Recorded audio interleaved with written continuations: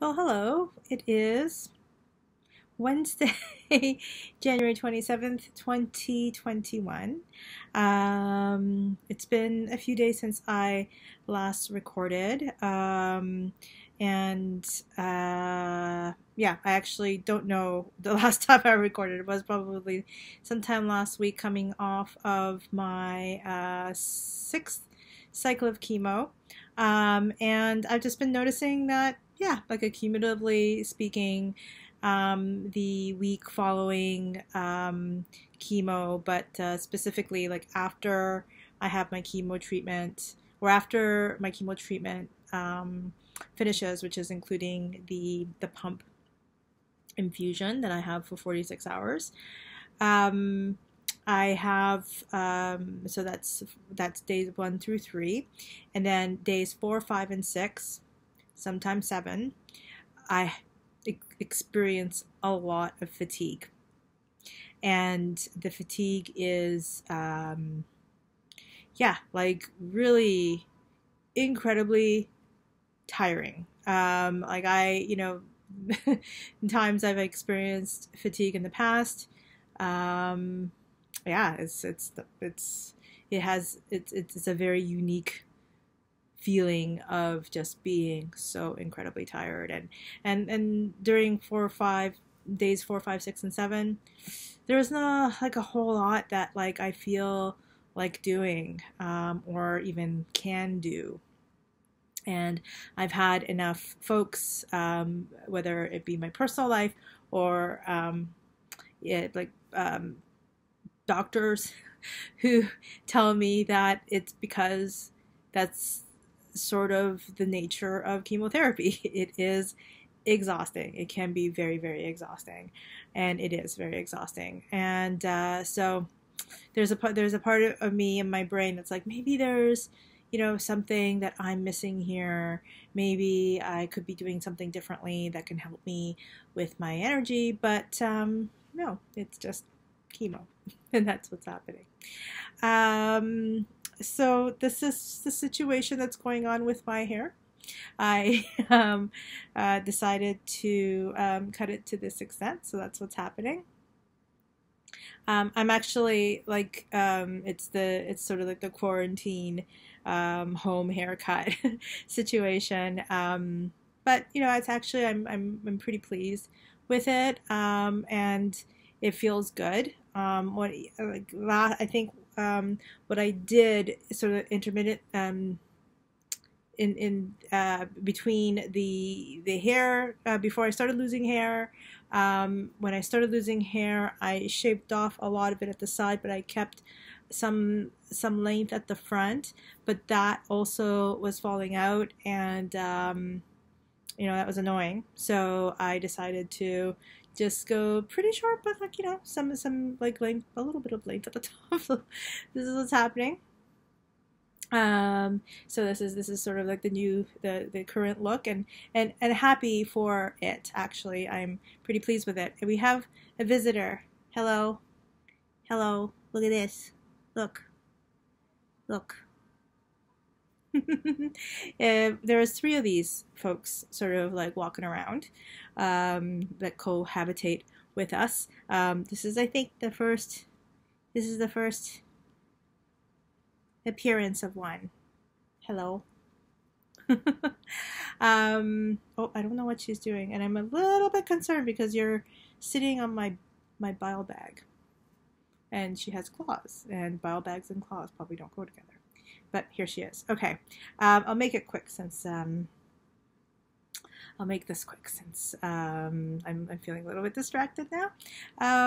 So yeah, like number of things have happened. I had a transfer to another doctor for my palliative care, and I had my first appointment with her last week, and it really went a lot better than the first experience that I had, which I am very, very thankful for.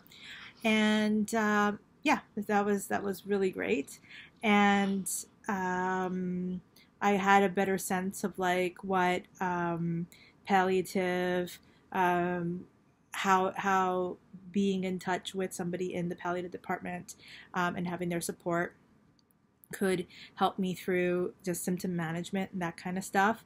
And I was able to speak to them about some of the concerns that I'm currently have, as opposed to maybe some of the stuff to maybe think about in the future, even though that's all stuff that's necessary and will be happening, and certainly things I have been thinking about anyway, or know that it's important to discuss on a formal basis as well. So but the first meeting with the palliative person really went well. So again, whether you're going through an experience like mine, or just going through any kind of a situation, and I guess, like, I'm speaking specifically from the experience that I'm having with my diagnosis, and the folks that I'm privileged to be part of the medical system here in Canada and Ontario.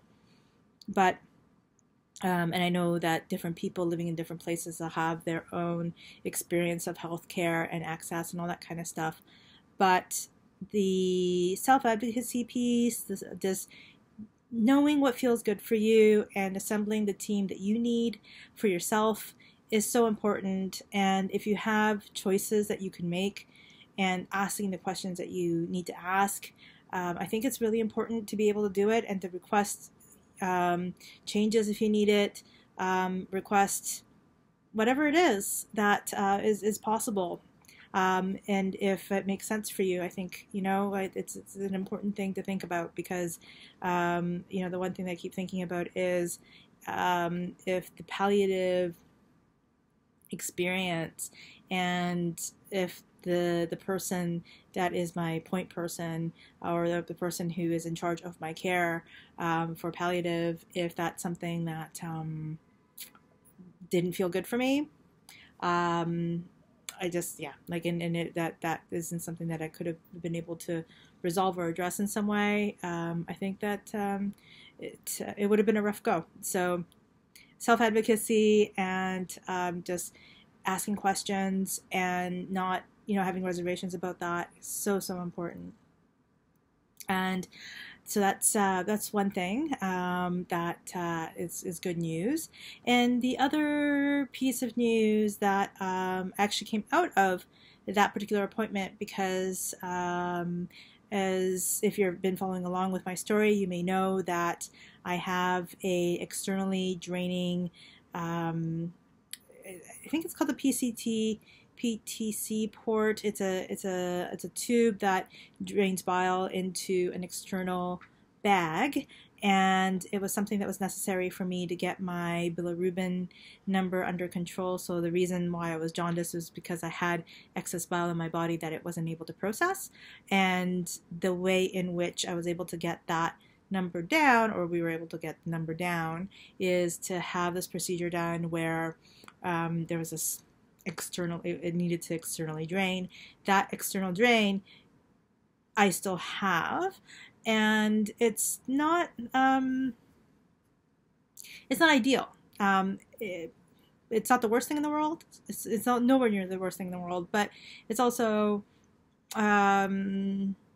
inconvenient. It's difficult to like I think I've talked about in the past, like showering is something that is not, just a decision that I make to go take a shower. Like it's a whole ordeal to take a shower.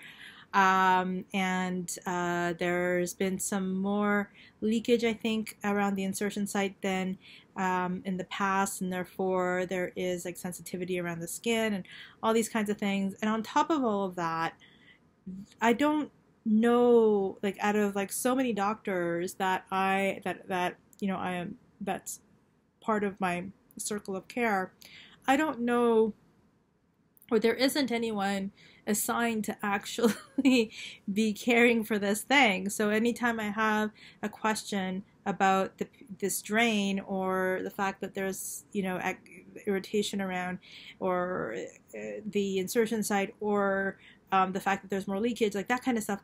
I don't know who takes care of that, and so that's something that I brought up in the palliative appointment.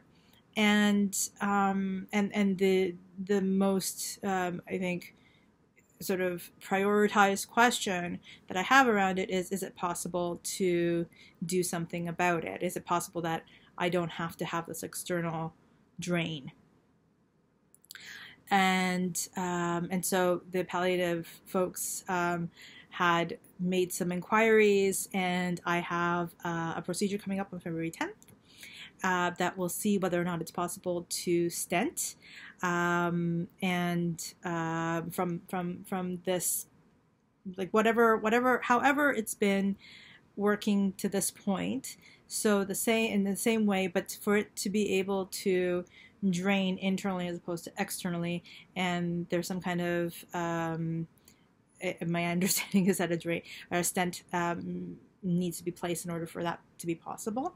So so that we're gonna see, like, fingers crossed, on February 10th. I have an outpatient procedure that's been scheduled because there was a possibility that might have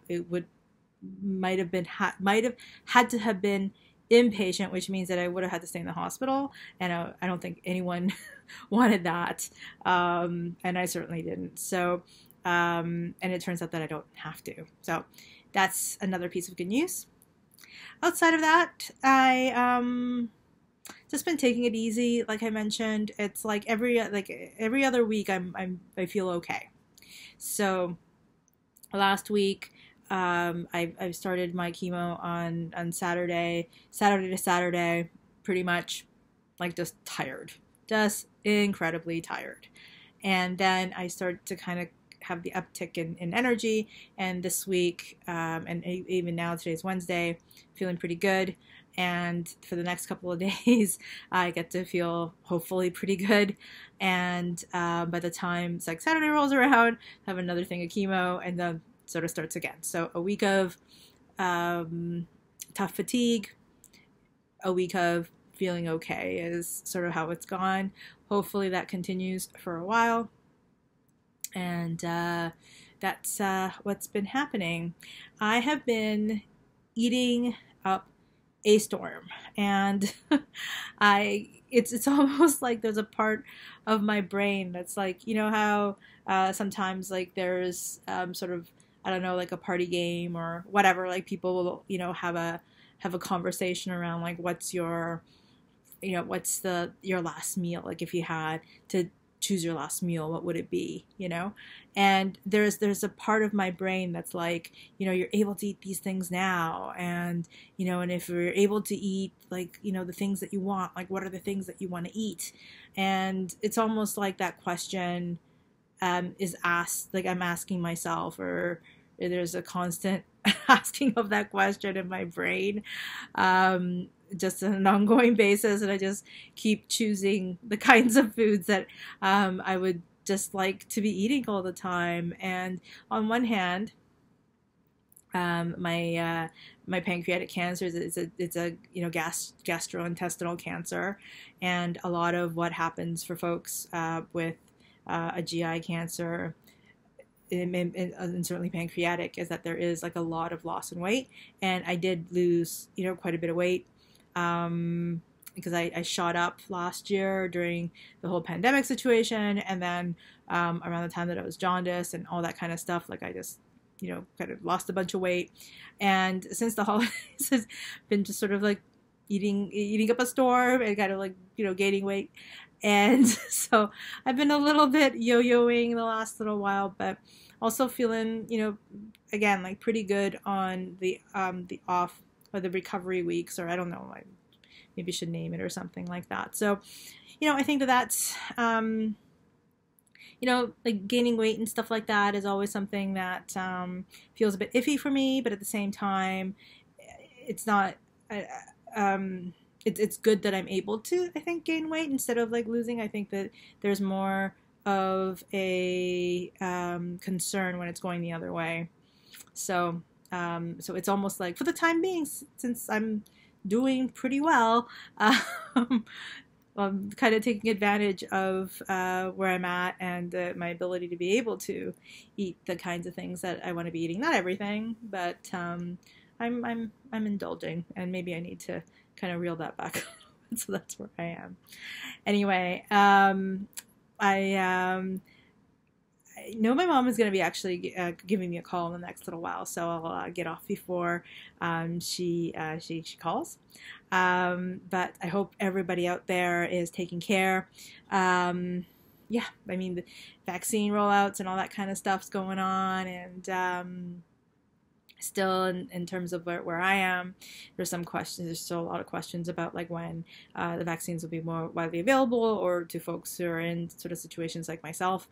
I don't think there are really any specific answers to that at this point. But like where you are, I hope you're taking good care, especially if you're watching this full time or real time. And as always, chef's kisses, and I send you, and the chef's kisses really honestly for all the food that I've been eating recently. It's so crazy. Anyway, I hope you're taking good care and taking good care of yourself, folks around you, and I'm sending love and care your way. And yeah, let's all try to keep that for within ourselves, for ourselves, for yeah. Anyway, take good care, and I'll be speaking to you real soon.